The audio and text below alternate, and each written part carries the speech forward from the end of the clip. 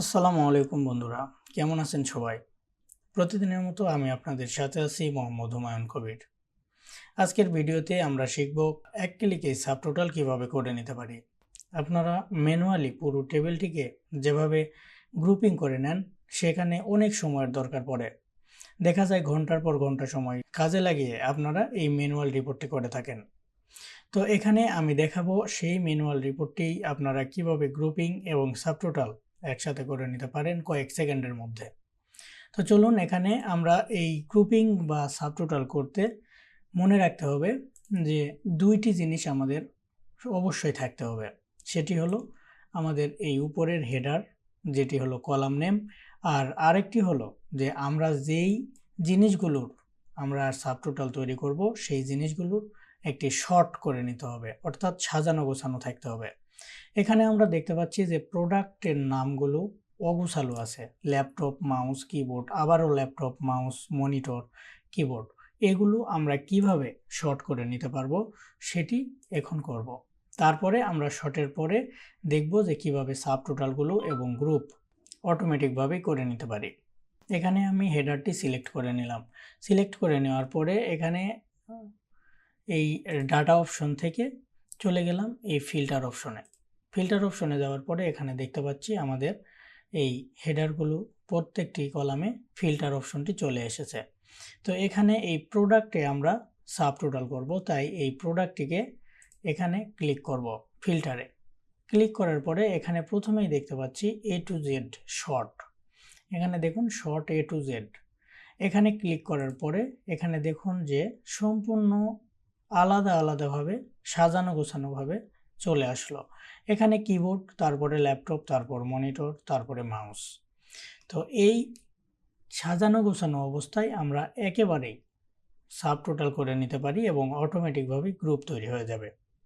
তো চলুন শুরু করি এই গ্রুপ করা। এই টেবিলের মাঝখানে একটি ক্লিক করে রাখবো, যে কোনো জায়গায় ক্লিক করে রাখবো, অর্থাৎ এটি যেন আমরা ইন্ডিকেট করে বোঝাইতে পারি, কিংবা পুরোটি টেবিল সিলেক্ট করেও নিতে পারি, তাতে কোনো সমস্যা নেই। তারপরে ডাটা অংশে আসব। ডাটা অপশনে আসার পরে এখান থেকে আমরা ডান পাশে দেখতে পাচ্ছি সাবটোটাল অপশন। এই সাবটোটাল অপশনে একটি ক্লিক করব। অটোমেটিকলি এই সাবটোটালের একটি বক্স আমরা দেখতে পাবো এখানে। এই বক্সে আমরা অবশ্যই লিখে দিব যে আমরা কোন জিনিসটি করতে চাই। এখানে অ্যাড ইজ চেঞ্জ ইন, এখানে আমরা লিখে দিব যেটি আমরা সাবটোটাল করব, যেই কলামটি, সেই কলামটির নাম। এখানে দেওয়া আছে date, religion, product, sales amount. আমরা করব প্রোডাক্ট। এই প্রোডাক্টটি সিলেক্ট করে দেব। প্রোডাক্টটি সিলেক্ট করে দেওয়ার পর আমরা এখানে যেহেতু টাকার অ্যামাউন্টটি যোগ করব, তাই এখানে আমরা সাম এখানে রেখে দিব। এখানে সাম রাখাই আছে, কিন্তু এখানে দেখি যে কি কি করা যায়। এখানে কাউন্ট, অ্যাভারেজ, ম্যাক্স, মিন, প্রোডাক্ট, এগুলো সব কিছুই করা যায়। তো এখানে আমরা সাম করব। সামে ক্লিক করে রাখলাম। তারপরে এখানে দেখব যে অ্যাড সাবটোটাল টু। এখানে আমরা সাবটোটাল করব কোন কলামটিকে। তো এখানে সেলস অ্যামাউন্টটি এখানে সিলেক্ট করা আছে। তারপরে আমাদের আর কোনো কাজ নেই, এখানে আমাদের কোনো কিছু দেখার বিষয় নেই। আমরা সরাসরি এখানে ওকে বাটনে ক্লিক করব। ওকে বাটনে ক্লিক করার সাথে সাথে এখানে দেখুন আমি এখানে ডাবল ক্লিক করে একটু বড় করে দেই, যেহেতু এখানে টোটালটি চলে এসেছে। তো এই টোটালটি আমরা কিভাবে এখানে পেলাম সেটা আমরা এতক্ষণ দেখলাম। এখন দেখব যে সব কিছু ঠিক আছে কিনা।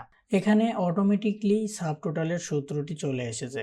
Subtotal 9 D2 into D8। এখানে কিন্তু আমরা দেখতে পাচ্ছি ডাবল ক্লিক করলে এইটুকু জায়গা নিয়ে সাবটোটালের সূত্র বসে গিয়েছে। তারপরে দ্বিতীয়টায় আমি যদি দেখি ল্যাপটপ অংশে এখানে যদি ডাবল ক্লিক করি, তাহলে দেখব একইভাবে এতটুকু অংশ নিয়ে সে সাবটোটাল সূত্রটি বসিয়ে নিয়েছে। তো এখানে কিন্তু আমাদের ম্যানুয়ালি এইসব করা লাগতো, তা কিন্তু করতে হলো না। আর আমরা এই পাশে দেখতে পাচ্ছি যে 1 2 3 নামে তিনটি কলাম এখানে চলে এসেছে। এটি হলো মূলত গ্রুপের কলাম। এই গ্রুপটি আমরা এখানে খুবই সুন্দরভাবে দেখতে পারি। প্রথমে আমি যদি একে ক্লিক করি, তাহলে আমরা দেখব গ্র্যান্ড টোটাল। এখানে আমাদের যে সাবটোটালের টোটাল আছে সেটি হলো গ্র্যান্ড টোটাল, অর্থাৎ টোটাল অ্যামাউন্ট। এখানে সম্পূর্ণ মাসের এই অ্যামাউন্টটি দেখা যাবে। এখানে 2 নম্বরে যদি ক্লিক করি তাহলে আমাদের প্রত্যেকটি আইটেমে কত টোটাল করে আছে সেই আইটেমের টোটাল সেলের অ্যামাউন্ট এখানে দেখাচ্ছে। Keyboard total, laptop total, monitor total, mouse total, সর্বশেষ গ্র্যান্ড টোটাল। এখানে বিস্তারিত দেখতে চাই তাহলে 3 নম্বরে ক্লিক করব। 3 নম্বর গ্রুপে ক্লিক করলে সম্পূর্ণ বিস্তারিত ডিটেইলস এখানে কিন্তু চলে এসেছে। তাই আমরা এইটুকু দেখেই বুঝতে পারলাম যে কিভাবে সাব টোটাল আমাদের কাজকে কতটা সহজ করে দিতে পারে।